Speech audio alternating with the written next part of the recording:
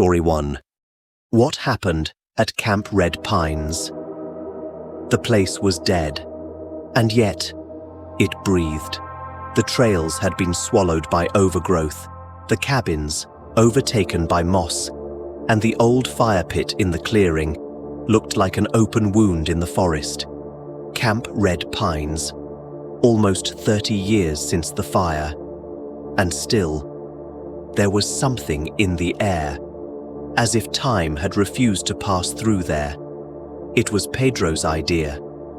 He found the place on some obscure forum, one of those corners of the internet where strange people share even stranger stories. 4 bodies never recovered. A counselor who vanished weeks before the fire. Rumors of rituals, pacts, games that went too far. "It's all exaggerated," he said, with the confidence of someone who's never truly been afraid. Julia brought the camera, Clara, the wine, and me, I brought the kind of fear we don't say out loud. We arrived just before dusk. The air felt heavier than on the roads we took. Even with heavy backpacks and late afternoon heat, none of us were sweating. No mosquitoes, no sound. We pitched the tents near what used to be the dining hall. The windows were shattered. Inside, it smelled like damp wood, and something older, something without a name. Pedro wandered like a teenager on sugar. He found an old flashlight, and under a warped floorboard, a partially burned name badge. The name was illegible, but the photo showed a boy with a forced smile and narrowed eyes. Year, 1994. Julia took photos like it was art. Clara drank alone. That night, the fire refused to light, even with dry wood, and when it finally did, the flames were too low. We laughed, told stories. Pedro started mocking the legend, and that's when we heard it.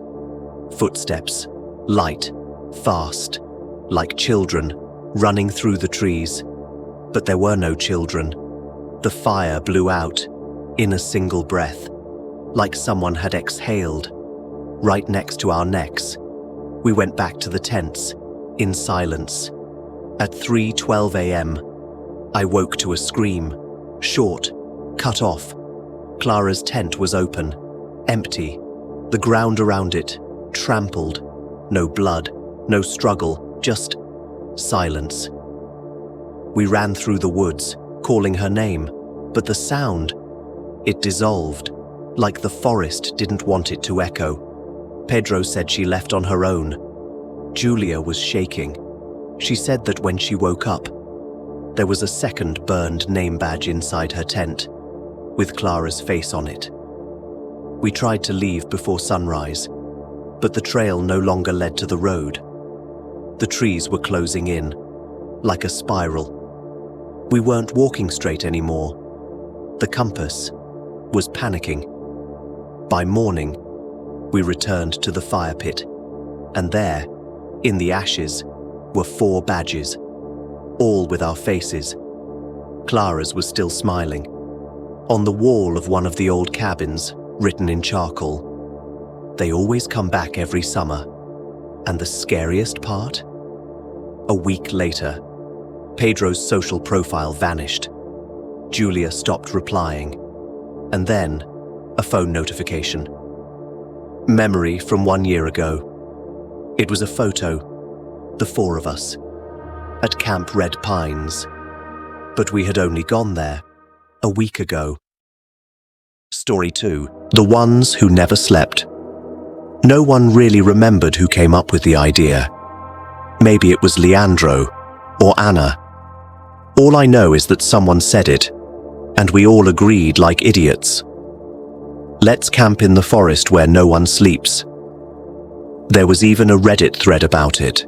A weird story about hikers losing track of time, spending days without ever closing their eyes.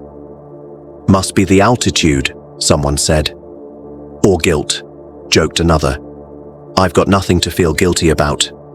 We laughed. We always laughed. Before. The trail was in Minas, high in the mountains, beautiful, wide, isolated. The air had a strange texture, as if it was thicker than it should be. We pitched our tents on a flat ridge. No signal, no people, no exit. Perfect. That night, Anna didn't sleep. Said her body was tired, but her eyelids just refused to close. She drank tea, turned on her side, tried meditating. Nothing. The next night, it was Leandro. He twisted in his sleeping bag, muttering. Said that whenever he blinked, he saw someone inside the tent. He'd jolt up, shine his light. No one. Then it was all of us. No one slept. Not even for a second. We walked around like ghosts. Awake, but not really alive. Anna's nose started bleeding. Leandro shook constantly. I could hear things in the trees. Not voices, but syllables. Words I couldn't understand, but somehow I knew what they meant. Marcos passed out. We thought it was sleep, but when he woke, he screamed. Said he wasn't himself in the dream. Said we buried him. Said he had to dig his way back. No one dared to sleep after that. We sat up. We waited. And the forest waited with us. The trees got closer, tighter, like the mountain was shrinking. Our backpacks started vanishing, then our food, then our reflections. In puddles, our faces were wrong, expressions we never made. Anna stopped talking. Leandro stared at the tent, said something was inside it, watching, but it was empty. The last night, no one spoke.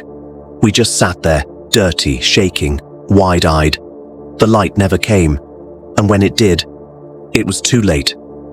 They only found my tent, alone, clean, quiet. But the fabric was covered in one word, written over and over, awake. Story 3.